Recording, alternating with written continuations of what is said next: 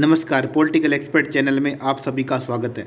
Video शुरू करने से पहले अगर आप हमारे चैनल पर नए हैं तो हमारे चैनल को सब्सक्राइब करें, लाइक करें तथा बेल आइकन दबाएं, जिससे कि जब मैं अगला वीडियो डालूं तो आपको नोटिफिकेशन मिलता रहे। आज बात करेंगे यूपी में तीसरे चरण में होने वाली 10 लोकसभा सीटों के चुनाव के बारे में। आज एनालिसिस करेंगे कि इन 10 लोकसभा सीटों में भाजपा, एसपी, बीएसपी तथा कांग्रेस कितनी कितनी सीटें प्राप्त कर सकती हैं। ये 10 लोकसभा सीटें निम्न प्रकार हैं: अनोला, बरेली, संभल, फतेहपुर सीकरी, मैनपुरी, बदायूं, हाथरस, एटा, आगरा तथा फिरोजाबाद। तो सबसे पहले शुरुआत करते हैं बरेली लोकसभा सीट से। इस लोकसभा सीट पर 5 विधानसभा सीटें आती हैं, जिनमें मीरगंज, भोजीपुर, नवाबगंज, बरेली तथा बरेली कैंट शामिल हैं। इस लोकसभा सीट पर 65% हिंदू, 34% मुस्लिम तथा 1% जैन व अन्य वोटर हैं। 2019 के लोकसभा चुनाव की बात करें तो यह बीजेपी प्रत्याशी संतोष कुमार गंगवार ने 5,65,270 वोट प्राप्त किए तथा समाजवादी पार्टी के भगवंत शरण गंगवार ने 3,97,988 मत प्राप्त। कांग्रेस पार्टी के प्रवीण सिंह एरोन ने 74,206 मत प्राप्त किए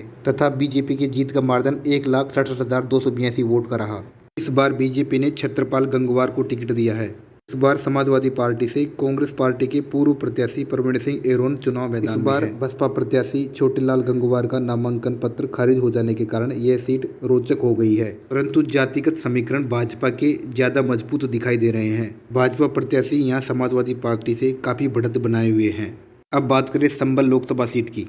सीट पर 5 विधानसभा सीटें आती हैं, जिनमें कुंद्रकी, बेलारी, चंदासी, असमोली व संभल शामिल हैं। 5 विधानसभा सीटों में 1 विधानसभा सीट पर बीजेपी का तथा 4 विधानसभा सीटों पर समाजवादी पार्टी के विधायक हैं। 2019 के लोकसभा चुनाव की बात करें तो यहाँ समाजवादी पार्टी से शफीकुर रहमान बर्क ने 6,58,006 मत प्राप्त किए तथा भाजपा प्रत्याशी परमेश्वर लाल सैनी ने 4,83,180 मत प्राप्त किए तथा समाजवादी पार्टी की जीत का मार्जिन 1,74,826 मतों का रहा।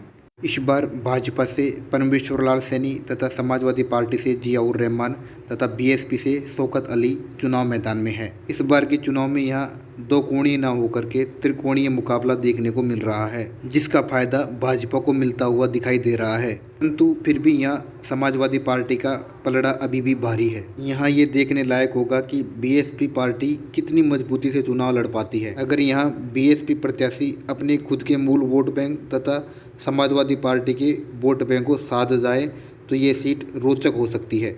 वैसे यह सीट अभी भी समाजवादी पार्टी के खाते में जा सकती है। बात करेंगे फतेहपुर सीकरी लोकसभा सीट की। यह लोकसभा सीट 5 विधानसभा सीटों से मिलकर बनी है, जिनमें आगरा ग्रामीण, एससी रिजर्व फतेहपुर सीकरी, खैरागढ़, फतेहाबाद तथा बह विधानसभा सीट शामिल है। इन 5 विधानसभा सीटों पर बीजेपी का कब्जा है। 2019 की लोकसभा चुनाव की बात करें तो यहाँ बीजेपी प्रत्याशी राजकुमार चाहर ने 6,67,147 मत तथा कांग्रेस प्रत्याशी राज बब्बर ने 1,72,082 मत तथा बीएसपी प्रत्याशी श्री भगवान शर्मा ने 1,68,043 मत प्राप्त किए थे तथा यहाँ भाजपा की जीत का मार्जिन 4,95,065 मतों का रहा है। 2024 के लोकसभा चुनाव में यहाँ भाजपा से राजकुमार चाहर तथा कांग्रेस पार्टी से रामनाथ सिकवार तथा बीएसपी से रामनिवास शर्मा चुनाव मैदान में है। यह सीट समाजवादी पार्टी ने अपने गठबंधन के साथ ही कांग्रेस पार्टी को दी है, परंतु 2024 के लोकसभा चुनाव में भी यहां भाजपा काफ़ी हद तक बढ़त बनाए हुए है। बात करेंगे मैनपुरी लोकसभा सीट की। मैनपुरी लोकसभा सीट में कुल 5 विधानसभा सीटें शामिल हैं, जिनमें मैनपुरी, बोनगोन, किसनी तथा करहल तथा जसवंत नगर शामिल है। 5 विधानसभा सीटों में 2 सीटों पर बीजेपी तथा 3 सीटों पर समाजवादी पार्टी ने जीत दर्ज की है तथा जीत का मार्जिन 94,389 मतों का रहा था। 2019 के लोकसभा चुनाव की बात करें तो यहाँ समाजवादी पार्टी से मुलायम सिंह यादव ने 5,24,926 मत तथा बीजेपी प्रत्याशी प्रेम सिंह साके ने 4,30,537 मत प्राप्त किए थे। 2024 के लोकसभा चुनाव में यहाँ समाजवादी पार्टी से डिम्पल यादव, बीजेपी से जसवीर सिंह साके तथा बीएसपी से शिव प्रसाद यादव चुनाव मैदान में है। इस बार के चुनाव में यहाँ बीजेपी व समाजवादी पार्टी में कड़ी टक्कर है। यहाँ भाजपा ने कुछ हद तक बढ़त बना रखी है। इस बार के चुनाव में यहाँ समाजवादी पार्टी पसती हुई दिखाई दे रही है। इस लोकसभा सीट का चुनाव रिजल्ट चौंकाने वाला हो सकता है। बात करें बदायूं लोकसभा सीट की। इस लोकसभा सीट में कुल 5 विधानसभा सीटें आती हैं। इसमें 3 सीटों पर समाजवादी पार्टी ने तथा 2 सीटों पर भाजपा ने जीत दर्ज कर रखी है।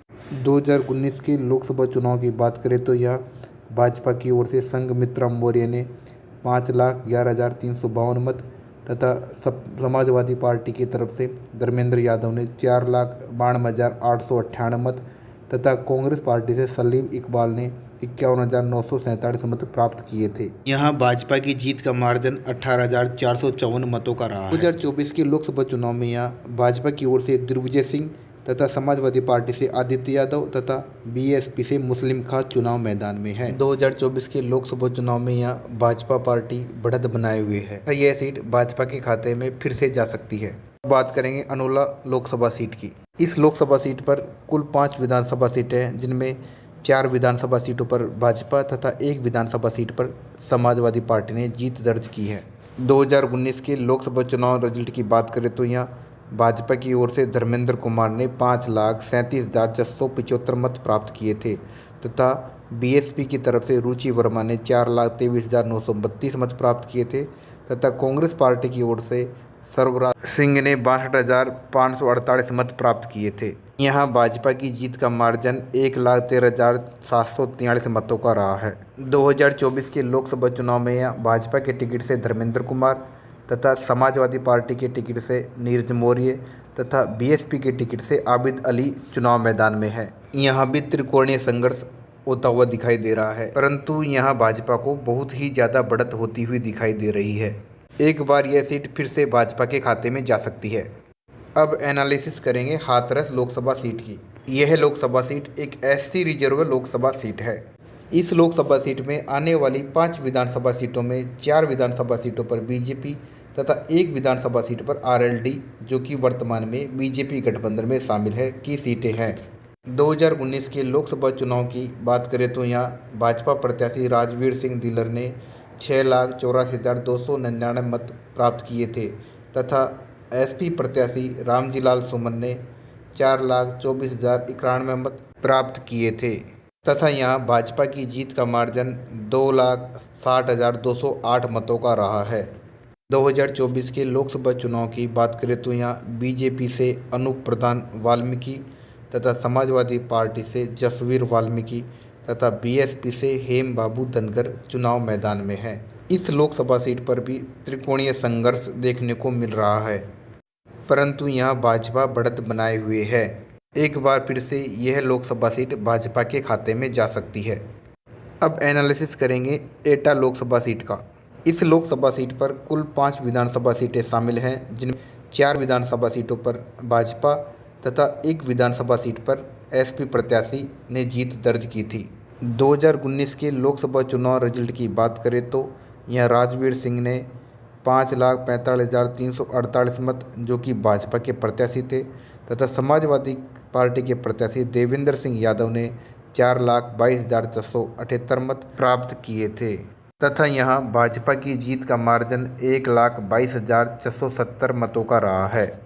2024 के लोकसभा चुनाव में यहाँ भाजपा की ओर से राजवीर सिंह तथा समाजवादी पार्टी की ओर से देवेश साक्य तथा बीएसपी से मोहम्मद इरफान चुनाव मैदान में है। यहाँ भाजपा पार्टी काफ़ी बढ़त बनाए हुए है। एक बार फिर से यह लोकसभा सीट भाजपा के खाते में जा सकती है। अब बात करेंगे आगरा लोकसभा सीट की।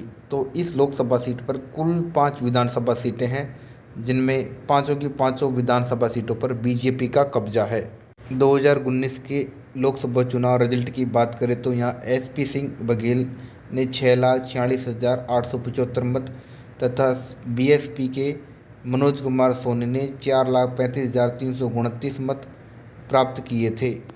यहाँ भाजपा की जीत का मार्जिन 2,11,546 मतों का रहा है। 2024 के लोकसभा चुनाव की बात करें तो यहाँ भाजपा की ओर से एसपी सिंह बघेल तथा बीएसपी से पूजा अमरोही तथा समाजवादी पार्टी से सुरेश करदम चुनाव मैदान में है। इस लोकसभा सीट पर भाजपा को काफ़ी बढ़त है तथा यह लोकसभा सीट एक बार फिर से भाजपा के खाते में जा सकती है। अब बात करेंगे फिरोजाबाद लोकसभा सीट की। तो इस लोकसभा सीट पर भी कुल 5 विधानसभा सीटें हैं, जिनमें 3 पर समाजवादी पार्टी तथा 2 पर भाजपा का कब्जा है। 2019 के लोकसभा चुनाव रिजल्ट की बात करें तो यहाँ भाजपा की ओर से डॉक्टर चंद्रसेन जादवोन ने 4,95,819 मत, समाजवादी पार्टी के अक्षय यादव ने 4,67,038 मत तथा शिवपाल यादव ने यहाँ 91,869 मत प्राप्त किए थे तथा बीजेपी की जीत का मार्जिन 28,781 मतों का रहा है। 2024 के लोकसभा चुनाव की बात करें तो यहाँ बीजेपी की ओर से विश्वदीप सिंह तथा समाजवादी पार्टी की ओर से अक्षय यादव तथा बीएसपी से चौधरी बशीर चुनाव मैदान में है।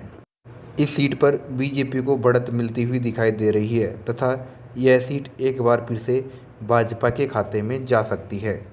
इन 10 लोकसभा सीटों की ग्राउंड रिपोर्ट की बात करें तो इनमें 8 लोकसभा सीटें भाजपा के खाते में जाती हुई दिखाई दे रही हैं तथा 1 लोकसभा सीट संभल समाजवादी पार्टी के खाते में जाती हुई दिखाई दे रही है तथा मैनपुरी लोकसभा सीट पर भाजपा तथा समाजवादी पार्टी में कड़ी टक्कर होती हुई दिखाई दे रही है, जिसमें भाजपा कुछ हद तक बढ़त बनाए हुए है, यानी यहाँ मुकाबला 9-1 या 8-2 का रह सकता है। वैसे वास्तविक परिणाम 4 जून को ही मालूम चल पाएगा। पॉलिटिकल से संबंधित एक्सपर्ट न्यूज़ के लिए आप हमारे चैनल को सब्सक्राइब करें, लाइक करें तथा बेल आइकन दबा दें ताकि जब मैं अगला वीडियो डालूँ तो आपको नोटिफिकेशन मिलता रहे। धन्यवाद।